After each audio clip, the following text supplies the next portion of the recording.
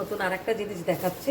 আমার কাছে তো নতুন, আপনাদের কাছে পুরনো হতে পারে, আমার কাছে নতুন, ওই জন্য দেখাচ্ছি আমি। এই দেখুন, বের করে নিই।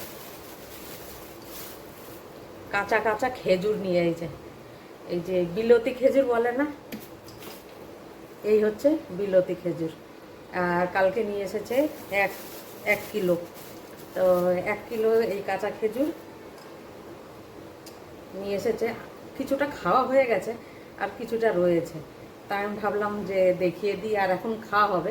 এগুলো কাঁচা কিন্তু খেতে দারুণ টেস্ট। আমি কালকে খেয়েছি দুটো কাঁচা কাঁচা, কিন্তু মিষ্টি লাগছে, দারুণ মিষ্টি লাগছে। এতে কোনো মিলাওয়াট নেই, বাস এটা ছাড়াও আর ধুয়ে খাও, দারুণ টেস্টি কাঁচা খেজুর। তাই দেখুন আমাদের কালকে নিয়ে এসেছে এখানে।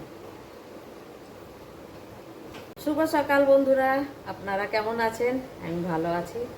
তো আজকে আমি রান্নাঘরের থেকেই ব্লগ শুরু করছি, কেন কি রান্নাবাড়ির সময় হয়ে গেছে। সকালে নাস্তা আমরা এখনও কিছু করিনি, সির্ফ এক কাপ চায় খাওয়া হয়েছে। আর এখন রান্নার তৈয়ারি করছি। তো হয়েছে কি, আজকে আপনাদের কিছু দেখাচ্ছি আমি, খালি একটু ভুলের জন্য কি অবস্থা হয়েছে। কেন কি আমার ছেলে ফ্রিজটা একদম উপরে, দেখতেই পাচ্ছেন, এই যে এটা উপরের হিস্সায় কুলিং বেশি করে রেখেছিল, যার জন্যে আমার যত তরকারি আনা হয়েছিল, বাংলার তরকারি কিনে আনা হয়েছিল, তো নিচেরটা তো একদম জিরোতে রয়েছে। নিচের দরজা এই যে দেখছেন, নিচেরটা তো একদম জিরোতে রয়েছে, আর উপরেরটা কুলিং একদম বাড়িয়ে রেখেছিল নতে। আর সারা সবজি আমার গলে গেছে ঠান্ডাতে। আমার দুঃখ তো হচ্ছে, এক তো পাওয়া যায় না, আর তারপরে যদিও এনেছে 1.5-2 ঘন্টা রাস্তা করে জার্নি করে নিয়ে এসেছে, তার সেই তরকারিগুলো সব খারাপ হয়ে গেছে। আসুন আপনাদের দেখাচ্ছি। এই দেখুন কলাগুলোর কি অবস্থা। কাঁচা কলা নিয়ে এসেছে, অল্প অল্প দেখা যাচ্ছে, আমিও ধ্যান দিইনি, যার জন্য দেখুন আমার কাঁচা কলাগুলো কি হয়েছে। এই দেখুন একদম নরম হয়ে গেছে। আর রং তো দেখুন, এর রংটা কীরকম হয়ে গেছে, কালো হয়ে গেছে। এইবারে এই দেখুন কলাগুলো ছাড়িয়েছি, রান্না করব, ফেলবো না, বরফেতেও গলেছে। এই দেখুন না, এটা এই যে নরম তুলতুলে, এর মনে হচ্ছে যেন পেকে গেছে, আর কিন্তু পাকিনি। কাঁচা কলা কী করে পাকবে? আর দেখুন কত দামি পটল, এখানে তো অনেক দাম পটলের। আর এই পটলগুলো দেখুন, পটলগুলো একদম কি সুন্দর ছিল যখন এনেছিল। তো ভাবছিলাম কি এটা সর্ষে বাটা দিয়ে বানাবো, কিন্তু দেখুন পটলগুলো সবই এরকমই হয়ে গেছে। কিছুটা কালকে রাত্রিবেলায় সাফ করেছি, আর এই দেখুন সব নরম তুলতুলে হয়ে গেছে পটলগুলো। আর একটা জিনিস দেখাচ্ছি, এগুলো শাক পাতা তো আর বেশি ভালো থাকে না, তবুও দেখুন পুঁই শাকের পাতাগুলো এমনি ফ্রিজে আমি পলিথিনে জড়িয়ে রাখলে পারে না ভালো থাকে। তা আমি সেই ভেবে রেখেছি। দেখুন পুঁই শাকগুলো গলে গেছে, এই দেখুন কিভাবে গলেছে এই পুঁই শাকগুলো। এখন এগুলো না ফেললে বাকিগুলো খারাপ হয়ে যাবে। এখন তরকারি কাটবো, তাই বের করছি টেনে টেনে। তো এইগুলো এইবারে খারাপ হয়ে গেছে, এত খারাপ হবে আমি ভেবেও পারিনি। দেখুন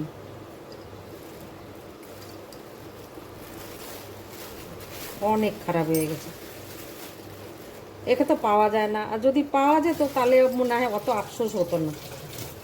পাওয়া গেলে এত আফসোস হতো না, ফেলে দিতাম আবার নিয়ে আসতাম।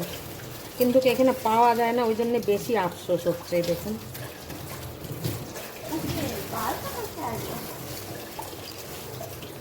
এই দেখুন সেই ফ্রিজের মধ্যে গলে যাওয়া তরকারি, পটল, কাঁকরুল, আর এই পুঁই শাকের ডাঁটাগুলো আর আলু কেটে নিয়েছি, চচ্চড়ি বানাবো সেই জন্য। আর যে কলাগুলো দেখিয়েছিলাম না, এই দেখুন সেই গলে গেছে, যে কালো হয়ে গেছে কলার খোসাগুলো, আমি ফেলিনি, এগুলো এর মধ্যে দিয়ে দেবো, দেখি কীরকম লাগে খেতে। আজকে প্রথমবার ফ্রিজে গলে যাওয়া বরফে, মানে ঠান্ডায় গলে গেছে কলাগুলো দিয়ে চচ্চড়ি বানাবো, এর মধ্যে দেবো, দেখি কীরকম লাগে, সত্যি বলছি। এইটা তো গেল চচ্চড়ি, আর এইটা আমি কেটেছি তরকারি বানাবো বলে, এটাও চিচিঙ্গে। তো এটার অবস্থা দেখুন ওই রকমই, এই যে আমি কাটে ভুলে গেছি, এই দেখুন চিপলে পারে জল বেরোচ্ছে, দেখুন এই দেখুন। এটাও না বরফে মানে টেম্পারেচার বাড়ার জন্যে চিচিঙ্গিটাও কি হয়ে গেছে অবস্থা। এটা আমি এখনও ধুইনি, ধোবো। কেটেছি, এর মধ্যে একটা পাতলা পাতলা আলু কেটে দিয়ে একটু ঝোল বানাবো, হ্যাঁ না। আর কচু কেটেছি, আর এই যে বান্ডা কচু লম্বা ধরনের আছে, এক ধরনের কচু, আর সেই কচুগুলো আমি কেটেছি অল্প করে, এই জন্যে কেটেছি। তো মাছ দিয়ে বানাবো, একা খাবে, একার জন্যে কাটা হয়েছে এই কচুটা। তো একজনের জন্য মাছের ঝোল, আর বাকি আমরা সবাই নিরামিষ খাই। তো সেই জন্য মাছটা দেখাচ্ছি না, এই কচু কাটা করেছি, এই কচুটা দিয়ে একটা মাছ দিয়ে ঝোল বানাবো। আর পটল কাটা হচ্ছে ভাজার জন্য। আজকে যত তরকারি ছিল সব কেটে নিয়েছিলাম, আর এই যে চচ্চড়িটা বানিয়ে নিয়েছি প্রায়। হলুদ একটু কম কম লাগছে, তো ঠিক আছে। এখন একটু স্বাদ বাড়ানোর জন্য অল্প একটু চিনি দিয়ে দিলাম, তাই না। চিনি দিয়ে এবারে এটাকে মিক্স করে নামিয়ে নেব। একটু সর্ষের তেল দেবো।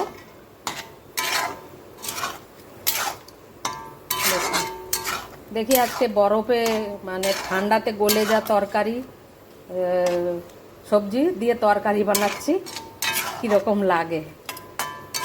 এক তো অনেক দাম, তারপরে পাওয়া যায় না, ওই জন্য আমি ফেললাম না। তো এবার একটু সর্ষের তেল দিয়ে দেবো এতে।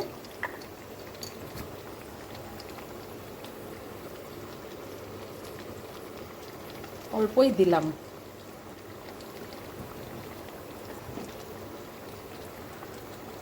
এই দেখুন, আজকে রান্না হচ্ছে চিচিঙ্গে দিয়ে ঝোল, আর এই হচ্ছে পটলের ভাজা, আর এই হচ্ছে আমাদের চচ্চড়ি। সব তরকারি মিলিয়ে বানিয়েছি চচ্চড়ি। আর এই একটা রয়ে গেছে ওই কচু দিয়ে ঝোল। তো একটু ঝোল ঝোল নামিয়েছি, একটু পরে এটা যখন ঠান্ডা হয়ে যাবে তখন এটা একদম গাঢ় হয়ে যাবে, তো এই জন্য একটু ঝোল ঝোল নামিয়েছি। এই যাক, আজকে আমাদের কচুর তরকারি, বান্ডা কচুর তরকারি।